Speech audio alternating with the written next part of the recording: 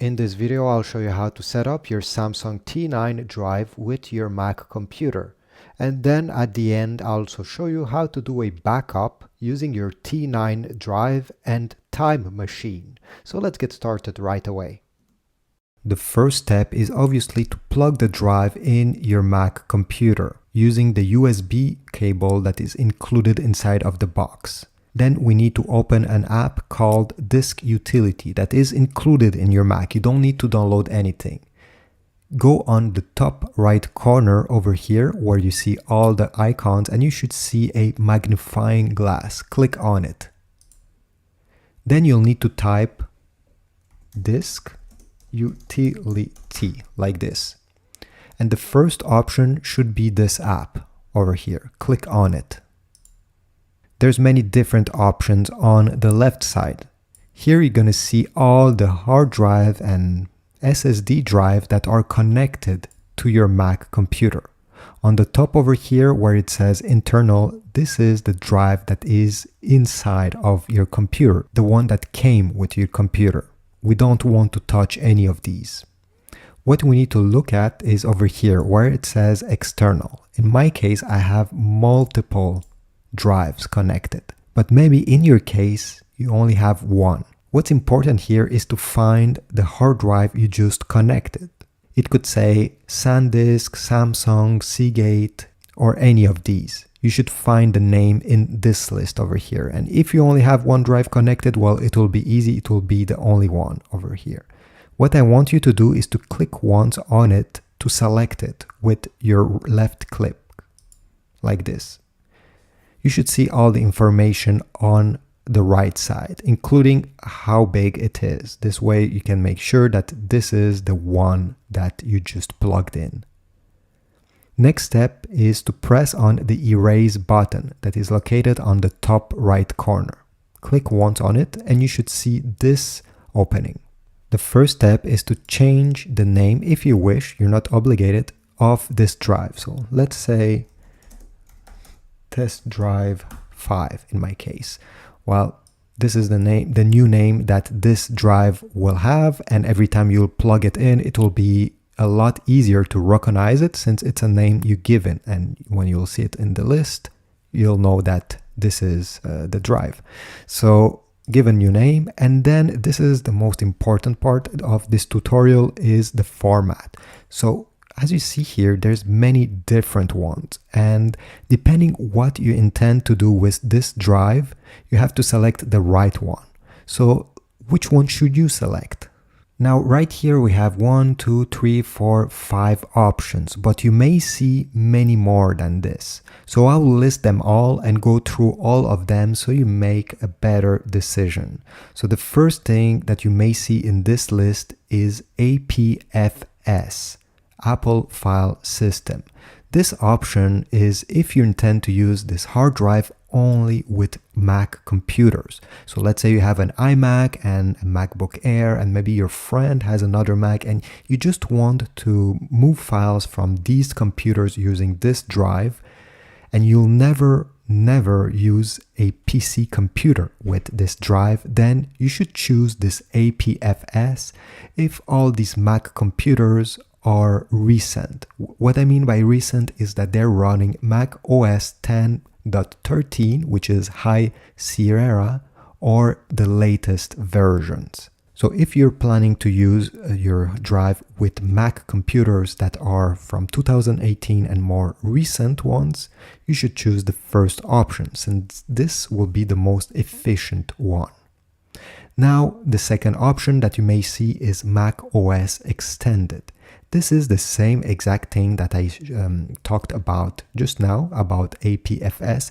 The only difference is you should select this option if you intend to use with Mac computers that are older, that are running Mac OS Sierra or older versions. Again, if you're thinking using this drive with Windows computer and your Mac, you should not choose any of these two first options. Third option that you may see is MS-DOS, which is FAT32 for people who know.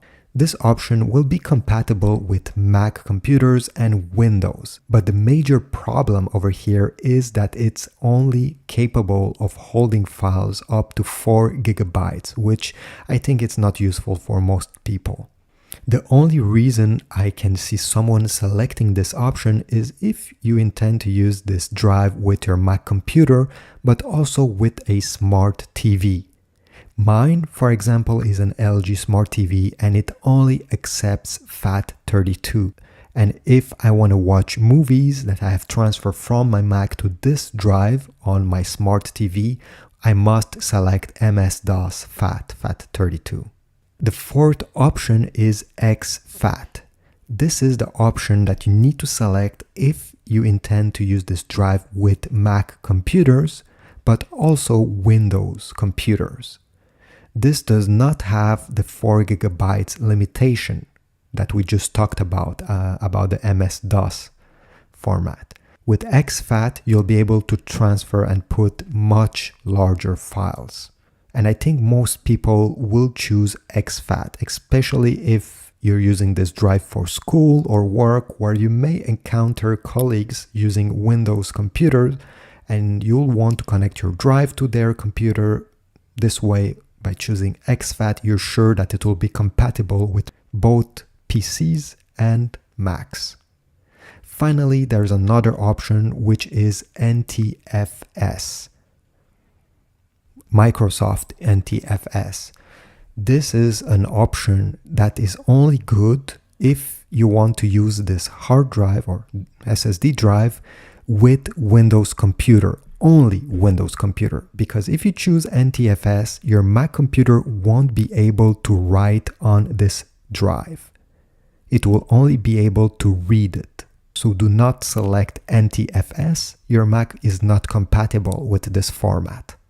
The last thing I want to add about these options is if you want to use this drive to make some backups for your Mac, and only backups, that's the only purpose why you got this, and you're going to use Time Machine. I'll just show you in a few moments how to use it.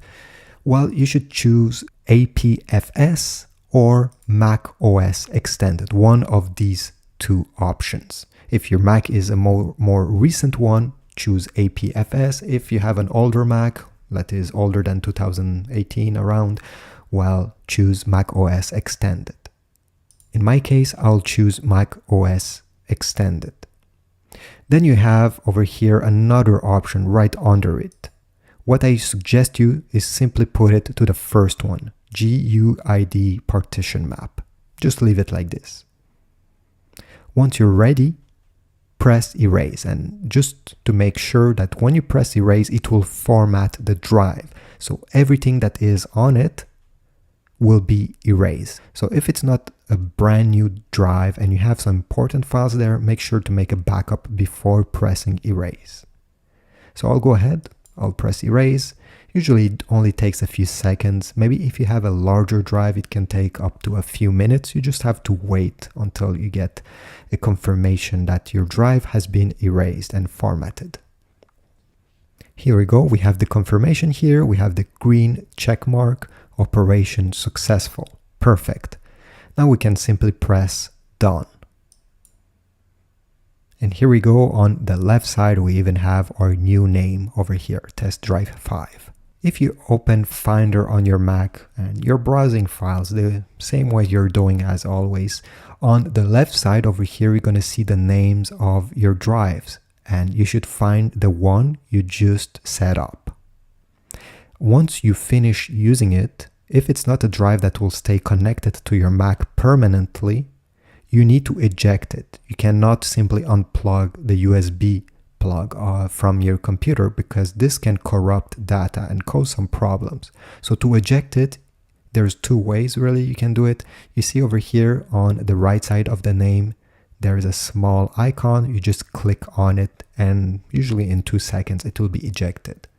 You can also see all the drives that are connected. In our case, this is the new one we just set up. To eject it, you just have to throw it into the garbage bin. So click on it and drag it right down over here in the bar where you see this trash icon, where this is what they say above it. It will not delete the drive. All it does is eject it, and it will disappear, and now you can safely unplug it from your computer. If you did this by mistake and you want to reconnect it, well, simply plug it back. Let me do it. And under 2-3 seconds, you see it appeared again at the same spot. Now let's see how to do a backup using Time Machine. Alright, so now let me show you how to use Time Machine on this drive. So the first step is to go on the top left corner where you see the Mac logo. Click on it and then go down until you see System Settings. Tap on this. This menu will open up. If you have an older Mac, usually you'll have a bunch of icons in the middle. You should find Time Machine if you have an older Mac. Usually it's around here.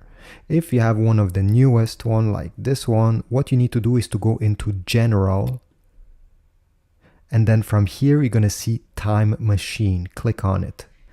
Perfect. Next step is to click on Add Backup Disk. In this list, you'll see all the external drives that are connected to your Mac. In this case, there's only one, so I'll select it. But if you have multiple ones, make sure you select the right one. Then press on Setup Disk. Here we have a few options. I suggest you keep Encrypt Backup. This way it will be password protected, and if somebody stole your drive with your backup, well, that person won't be able to access its content. So to create a new password, simply type it over here, re-enter the same password you just typed. You can also give yourself a hint. Let's say you forgot this password. This is the hint you'll see. So let's say the birthday of, I don't know, my dog. You can write anything really. And finally, you can set a disk usage limit. So let's say you don't want to use the whole memory capacity of this drive for Time Machine, for your backup, for any reasons really. Let's say you have some school projects that you want to keep on this drive separately. Well, you can say custom over here, and you can allow Time Machine to have only a certain amount of memory. In my case, I'll just leave it to none, since this drive will be exclusively for Time Machine. Then press done after that. This step just takes a few seconds. You just need to be patient. It's preparing the drive. And here we go. This is what you should see now. The name of your drive right under Time Machine. From here, there's also a few other options. You can select your drive the way I just did, simply by clicking on it, and then press Options. On the top, you'll see Backup Frequency. This is very important. So do you want your computer to make a backup every hour, every day, or only once a week? This is up to you. There's no specific rule. Obviously, if you want to protect your data and make sure you don't lose anything, just keep it at every hour, the way it was. You can also select manually. If you select manually, it means that there is no automatic backup that will occur. I don't suggest. You'll have to click every time Make Backup, Start Backup to start the process, and I guess sometimes you'll forget, so I suggest you choose one of these three options. If you choose automatically one of these three options, you'll also see backup on battery power. So by default, as you see, it's turned off, which means that if your Mac computer is disconnected from power, it's not plugged in, it won't automatically do the backup because it will try to preserve your battery life. You can also check it, which means that no matter if your Mac is plugged in or unplugged on battery, the backup will happen no matter what. It will use more energy, more battery, so you just need to be mindful about this. And if we go over here, the last option, it will tell you exclude from backups. So here you see all the drives that you do not want to back up. Test Drive 5 is already on the list. Why? Because Test Drive 5 is the drive we selected to make the backup. So it cannot do a backup of a backup. It doesn't make any sense. So this is why you see it over here. But if you want to exclude drives, but also folders, not only drives, you can click on this plus symbol. And here you'll be able to select anything. Let's say on desktop, I have this folder over here, this one. And I do not want this to be part of the Time Machine backup for any reason. Well, I just have to select it and then click exclude. It will be added from the exclusion list. When you're done, press done. And you see the backup started automatically. Depending how many files you have on your computer, this will determine how much time it takes for your Mac to make the backup. So from here, you can let this happen. You can even close this window and just use your computer the same way you're using every day. You see on the top right corner over here, you have the Time Machine logo. You can click on it if at any time you want to know what's happening with your backup. So over here, I can see that it's currently backing up my data. You can stop this backup and you can browse Time Machine backups. I'll show you just in a few seconds how to do it. And you can open Time Machine settings from here. You don't have to go through the same way we did previously. That takes more steps. You can simply click on the top here and you get these shortcuts. Now, what happens if you want to recover a file from your Time Machine drive? Let's say you have deleted that file without knowing it, and now you're panicking, you want to get it back. So you go in Time Machine on the top here and select Browse Time Machine Backups. This will open. This looks like Finder because it's Finder, where all your files are, the same way you're browsing them on your computer. And you have multiple layers of this. So you see over here, there's many different windows. By clicking this top arrow, you can go back in time. Again, this is a fresh Time Machine backup, so I don't have much data here. But if you did this a few weeks ago or maybe a few months ago, you'll be able to go back in time very, very far and retrieve your file this way.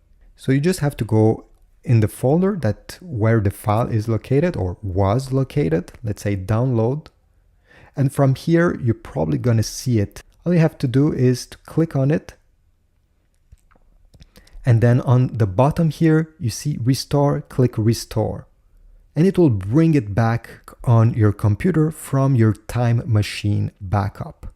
If the file was already on your computer, you can decide over here to keep the original only, keep both of them, this is what I suggest, or to replace the new file with the older one you just recovered.